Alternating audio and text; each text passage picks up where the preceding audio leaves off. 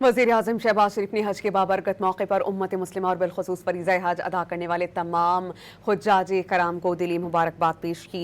वज़ीर-ए-आज़म शहबाज शरीफ ने कहा कि हज का मुबारक दिन इबादत गुजारों के लिए अल्लाह सुब्हाना व तआला की रहमत, फजल और करम के हुसूल का बेहतरीन मौका है। अल्लाह सुब्हाना व तआला हाजियों और तमाम मुसलमानों की इबादत को कबूलियत अता फरमाएँ और इस्लामी अक़दार को अपनी अमली ज़िंदगी में राइज करने की तौफ़ीक़ अता फरमाएँ। हज का पुरवक़ार इज्तिमा उम्मत मुस्लिमा के बाहमी इत्तिहाद और इज्तिमाई जिम्मेदारी की एहसास को उजागर करता है।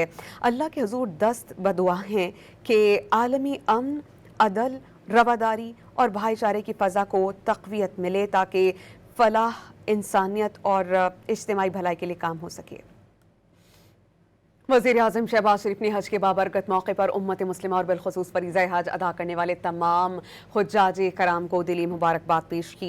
वज़ीर-ए-आज़म शहबाज शरीफ ने कहा कि हज का मुबारक दिन इबादत गुजारों के लिए अल्लाह सुब्हाना व तआला की रहमत, फजल और करम के हुसूल का बेहतरीन मौका है। अल्लाह सुब्हाना व तआला हाजियों और तमाम मुसलमानों की इबादत को कबूलियत अता फरमाएँ और इस्लामी अक़दार को अपनी अमली ज़िंदगी में राइज करने की तौफ़ीक़ अता फरमाएँ। हज का पुरवक़ार इज्तिमा उम्मत मुस्लिमा के इत्तिहाद और इज्तिमाई जिम्मेदारी की एहसास को उजागर करता है।